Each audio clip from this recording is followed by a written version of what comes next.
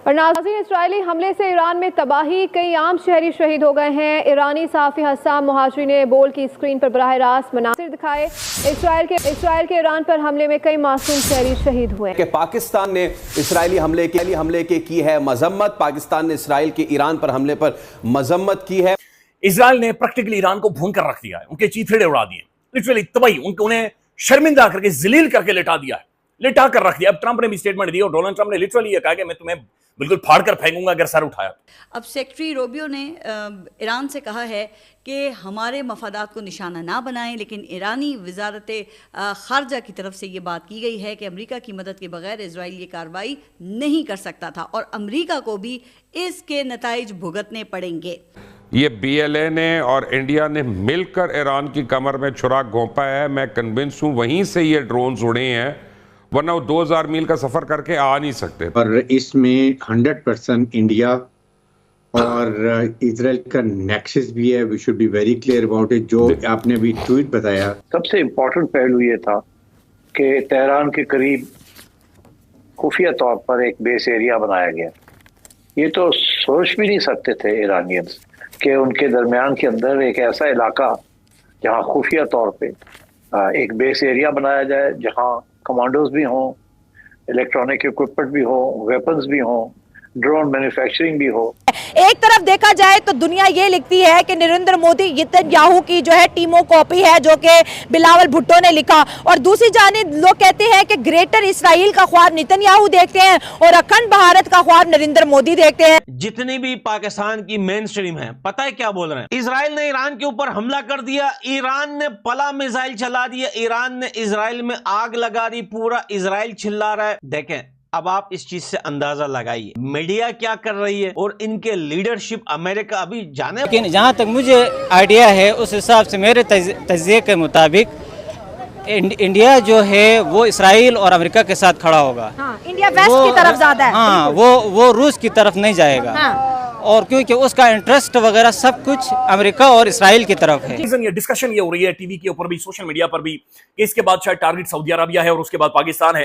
देखिए, Saudi Arabia के बारे में हम कह नहीं सकते, क्योंकि शेख तो बिल्कुल बेगैरत हो गए हैं सारे। मिडिल ईस्ट के तमाम तरह शेख बेगैरत है, ये लेट जाते हैं, बिल्कुल लंबे लेट है। बल्कि अभी जो ट्रंप आया हुआ था, आपने देखा था, उसने एक इवेंट में खड़े होकर कहा कि मोहम्मद बिन सलमान खड़े हो जाओ, तो उसने ये दस्ती चोला उठाया और खड़ा हो गया। मुझे डर ये था कहीं ये ना कहते चोला उठा के। जय दोस्तों, मैं विजय और आप देख रहे हैं वीसी रिएक्शन। तो दोस्तों, इजराइल ने जो कल रात को ईरान के ऊपर अटैक किया, जिसमें ईरान की न्यूक्लियर साइट तबाह हुई और इनके टॉप के कमांडर्स मारे गए और साथ ही में इनके न्यूक्लियर साइंटिस्ट भी जो है वो भी मारे गए। बहुत ज्यादा नुकसान ईरान का हुआ है और उसके बाद ईरान ने भी जवाबी कार्रवाई में लगभग 200 के करीब मिसाइल इजराइल के ऊपर दाग दी और इजराइल ने ज्यादातर मिसाइल जो है वो हवा में ही तबाह की और जो कुछ थोड़ी बहुत गिरी है उससे इजराइल का भी थोड़ा नुकसान हुआ है। मगर ये जो हमला हुआ है दोस्तों, ये ईरान के ऊपर हुआ है, मगर आग जो है वो हमारे पड़ोस में यानी पाकिस्तान में लगी पड़ी है। और आपको पता ही है कि पाकिस्तानी इजराइल से कितनी नफरत करते हैं और एक तरफ इजराइल जो है ये भारत का दोस्त भी है। तो जाहिर है पाकिस्तानी मीडिया ने जो है अब प्रोपेगेंडा करना शुरू कर दिया है। तो आज की वीडियो में हम यही देखेंगे, ये जो अटैक हुआ है इसके बाद अब ये पाकिस्तानी मीडिया इजराइल को लेके और भारत को लेके क्या बातें कर रहा है। तो चलिए करते हैं वीडियो को शुरू। मगर वीडियो शुरू करने से पहले जो भी और हमारे चैनल पे पहली बार आए हैं उनसे रिक्वेस्ट करूंगा, प्लीज हमारे चैनल को सब्सक्राइब कीजिए, वीडियो को लाइक और शेयर जरूर कीजिए। तो चलिए करते हैं वीडियो शुरू। इसमें 100% इंडिया और इजराइल का नेक्सस भी है। We should be very clear about it. जो आपने अभी ट्वीट बताया कि नेतन्याहू ने इंडियन प्राइम मिनिस्टर को रिंग किया, सिचुएशन का बताया, दैट मीन कि how much they are in collaboration nexus together. और मेरे ख्याल में खुदा का शुक्र सबसे बड़ी बात ये है कि इसी तरीके से इंडिया ने पाकिस्तान पे अटैक किया था। वो तो अल्लाह का शुक्र है कि पाकिस्तान की मिलिट्री लीडरशिप ने जिस तरीके से इसको प्लान किया हुआ था, तैयारी की हुई थी, पूरी कौम साथ खड़ी थी और जिस तरीके से इंडिया के डिज़ाइन को ऑफसेट किया और 4-5 घंटे में घुटने टेकने मजबूर कर दिया, बिल्कुल इसी तरीके से अब इजराइल ने ईरान पर अटैक किया। और ये आपकी बात ठीक है कि इंडिया ने ईरान की कमर में रियली छुरा घोंपा। जो वहां पर उनको अलाउ किया हुआ था कि वहां पर वो पाकिस्तान की तरह से प्रॉब्लम क्रिएट कर रहे थे, रॉ मौजूद थी, वो उनकी लोकेशन भी सारी उनको पास कर रही थी। पाकिस्तान बड़ा डिफरेंट तरह का मुल्क है, ये बहुत अलग सोच रखता है। ये गैरतमंद लोगों का, गैरतमंद कौम वाला मुल्क है और ये बिहेव भी अलग तरह का करता है। जब पाकिस्तान पर हमला होता है ये फिर लगे लिपटे कोई नहीं रखता, फिर ये घुस जाता है। और बिलीव यू ऑन मी कि इजराइल ने कभी भी ऐसी कोई शरारत की तो फिर कोई ना कोई सफास्ते से मिटेगा, फिर बचेगा कोई नहीं। फिर ये चीखें यूरोप भी सुनेगा, अमेरिका भी सुनेगा और फिर कोई बेस शेस इस खित्ते के अंदर फिर बचेगा कुछ नहीं। फिर घास वाकईतन नहीं उगेगी और फिर बच्चा वाकईतन इस पूरे खित्ते के अंदर या फिर मिडिल ईस्ट में या आगे पीछे कहीं भी बच्चा ठीक पैदा नहीं होगा। ये बड़ा अलग तरह का, और ये मैं कोई एग्जैजरेट नहीं कर रहा, ये एक रियलिटी है। 1967 में भी हमारे जो खाली जो एयरफोर्स के पायलट हैं वो जॉर्डन के अंदर ट्रेनिंग देने के लिए गए हुए थे। वहां पर उन्हें मौका मिला, 3 इजरायली जहाजों को उन्होंने फाड़ कर फेंका था, तो भाई उनकी निकाल दी थी। नेटो, जब हम अमेरिका के सामने, नेटो के सामने ज़ाहिर लेट गए थे, लेकिन उसके बावजूद जब हमारे ऊपर हमला हुआ, हमारे सोल्जर शहीद हुए, तो हमने नेटो सप्लाई काट दी, यानी नेटो की सप्लाई हमने काट दी थी। अमेरिका को कहा था निकलो यहां से वापस, बस एनफ इज एनफ। तो जब हम पर या पाकिस्तान की बातचीत आती है तो ये मुल्क बड़ा अलग तरह का बिहेव करता है। लेकिन ये जो इंटेलिजेंस फेलियर हुआ है इतना बड़ा ईरान का, इसने शशदर भी कर दिया है, पूरी दुनिया को हैरान भी कर दिया है कि सिस्टम के अंदर इतना कंप्रोमाइज हो चुका है या सिस्टम के अंदर इतनी पेनिट्रेशन हो चुकी है इसराइल की। और पहले भी इस तरह के बहुत सारे काम इसराइल ईरान के अंदर कर चुका है। याद कीजिए, इससे पहले तो उनके जो प्रेसिडेंट थे उन्हीं को ही एक हेलीकॉप्टर के अंदर गिराकर मार दिया गया था। वो अलग बात है कि ईरान ने ओपनली एडमिट नहीं किया था कि क्या हुआ, लेकिन पूरी दुनिया वो भी रिलेट कर ही सकती है कि तब भी क्या हुआ। उसके अलावा याद कीजिए कि जो फ़लस्तीनी कुछ क़यादत वहाँ पर थी उनको भी किस तरीके से कत्ल करवाया गया ईरान के अंदर, और बाकायदा उस कंपाउंड को जो है वो निशाना बनाया गया था जिसमें वो ठहरे हुए थे। और कहा जाता है अब ये जो टारगेट्स किए हैं इसराइल ने, इसमें तो बाकायदा ग्राउंड पर गुरीला वॉर भी हुई है, मतलब ग्राउंड पर भी इसराइल के लोग नीचे भी मौजूद थे। जाहिर है उन्होंने अपने स्पाइस कह लें या एजेंट्स वहाँ भर्ती कर रखे होंगे सिस्टम के अंदर से, जिन्होंने इसराइल के लिए ग्राउंड पर भी काम किया। एक तरफ से उनके एयरक्राफ्ट अगर बमबारी कर रहे थे तो ग्राउंड पर उनके लोग मौजूद थे जिन्होंने इनमें से कुछ ऑपरेशंस में हिस्सा लिया और इन तमाम लोगों को जो है वो कत्ल किया। अब ये जो कुछ हुआ है, मसलन जैसे मैंने आपको कहा है कि सीरियसली इन्होंने इन तमाम इनकी जो हाई कमांड है उसको इन्होंने तकरीबन कत्ल कर दिया है सारी की सारी। देखें, बड़ी प्लानिंग की हुई थी। उन्होंने पहले अटैक करके हमास को कमज़ोर किया, हिजबुल्लाह को कमज़ोर किया, हुतीस को कमज़ोर किया, फिर उसके बाद सीरिया पे कब्जा कर लिया। सीरिया पे जाके सारे रास्ते जो इनकी ये ईरान सपोर्ट करता था, इन तीनों प्रॉक्सीज को वो रास्ते बंद कर दिए, सपोर्ट ना कर सके। और उसके बाद उन्होंने ये प्लान, लास्ट ईयर आपको याद है कि उन्होंने इनकी S-300 साइट उड़ा दी थी, वो नुकसान पहुँचाया था। और अब आइसोलेट करके ईरान को बिल्कुल प्लान करके अमेरिकन ने साथ मिलके उनको बातों में सुलझाए रखा और इधर से इन्होंने इसके ऊपर अटैक कर दिया। So this is a very serious situation. Pakistan के लिए आई ओपनिंग है। पाकिस्तान की हुकूमत, पाकिस्तान की मिलिट्री इज 24 आवर अलर्ट। इस वक्त पूरी कौम को झकझोरने की जरूरत है, क्योंकि ये पाकिस्तान भी निशाना है। जैसे इंडिया ने कोशिश की, मिजरेबली फेल हो गया। हो सकता है नेक्स्ट टाइम जब भी हो ईरान के बाद इंडिया और इजराइल मिल के पाकिस्तान को कहीं ना कहीं इस बात को लिए निशाना करेंगे, बिकॉज वो एक वाहिद इस्लामिक न्यूक्लियर मुल्क है। सबसे इम्पोर्टेंट पहलू ये था कि तेहरान के करीब खुफिया तौर पर एक बेस एरिया बनाया गया।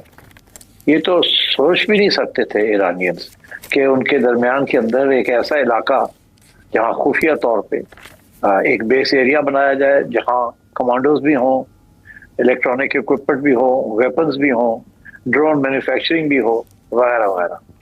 तो ये कोई रातों रात तो नहीं हुआ, तो ये तो तैयारी थी इसकी पूरी।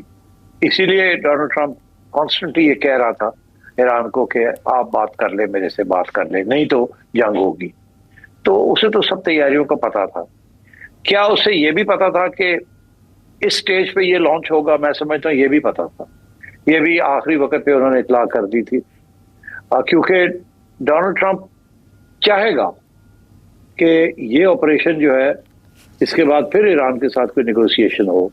तो इजराइल की जो इंटेलिजेंस एजेंसी है मोसाद, उसका जो फुटप्रिंट है, यानी इजरायली इंटेलिजेंस एजेंसी के अपने जासूस खुफिया लोग ईरान के अंदर मौजूद हैं और वो ईरान के अंदर से ईरान को टारगेट कर रहे हैं। इमेजिन दैट, ईरान के अंदर बैठकर मोसाद के ईरान को टारगेट कर रहे हैं। इसका मतलब यह है कि इजरायली खुफिया एजेंसी ने ईरान के अंदर जो अवाम की इकोनॉमिक वल्नरेबिलिटी थी, पैसे नहीं थे, रोकड़ा नहीं था, अवाम गरीब हो गई थी, लोगों को खरीदना, ऑफिसर्स को खरीदना शुरू कर दिया और खरीद कर उन्हें अपने लिए इस्तेमाल किया और पूरे मुल्क की धज्जियां उड़ाकर रख दी। वीडियोज उन्होंने जारी किए, लिटरली वीडियोज जारी किए।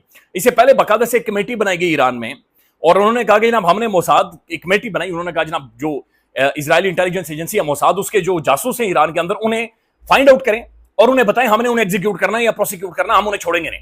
बाद में बताया गया, ईरानी सदर ने यह बताया कि मैंने जो कमेटी बनाई कि इजरायली जासूसों को ढूंढो, उस कमेटी के कमांडर समेत 20 से 25 जो टॉप के कमांडर्स थे वो सब मोसाद के जासूस थे, वो सब इजरायली जासूस थे, तो ये सब बिके हुए हैं। हाँ, नितिन याहू और जो नरेंद्र मोदी है वो दुनिया से मतलब ख़ास कर मुसलमानों के वो बहुत ज़्यादा खिलाफ करते हैं और वो मुसलमानों को मतलब दुनिया से मिटाना चाहते हैं। नरेंद्र मोदी भी यही चाहते हैं। नरेंद्र मोदी भी, और इंडिया का भी बैक जो है इसराइल ही है। अभी ये जो हमला जो इन्होंने कराया था उसका नरेंद्र मोदी के पीछे भी इसराइल ही था, क्योंकि हमें सीधा प्रूफ मिलता है कि सारे के सारे ड्रोन जो है वो इसराइल के ही थे। तो इससे पता चलता है कि इन दोनों की सोच एक ही है। हाँ। जिस तरह भी हो दुनिया से मुसलमानों पर जो है अटैक किया जाए, ठीक है, चाहे वो मुस्लिम कंट्रीज हो या किसी और तरीके से, लेकिन शुक्र अल्हम्दुलिल्लाह हमारे जो है आर्मी के पास वो डिफेंस है जो सारे सुपर पावर को भी कम्पीट करती है। तो ये थी आज की वीडियो, और अभी आपने देखा किस तरह पाकिस्तानी मीडिया का प्रोपेगेंडा शुरू हो चुका है। मगर भाई मजे की बात तो ये है कि इन्होंने भारत के साथ साथ BLA को भी उसमें घसीटा है कि इसमें भारत के साथ BLA की भी साजिश है। और उसके पीछे वजह है दोस्तों, क्योंकि जिस तरीके से BLA इनकी नंबर 1 फौज को आए रोज ठोक रही है ना, इनसे संभल नहीं रही BLA, और इसीलिए ये जो है BLA को ईरान का दुश्मन बनाना चाहते हैं और भारत का भी नाम उसमें घुसेड़ रहे हैं। मगर ये जो बातें कर रहे हैं ना, ये सिर्फ अपनी आवाम को, पाकिस्तान की आवाम को बेवकूफ बना सकते हैं, क्योंकि पाकिस्तान की आधा से ज्यादा आवाम जो है वो जाहिल है।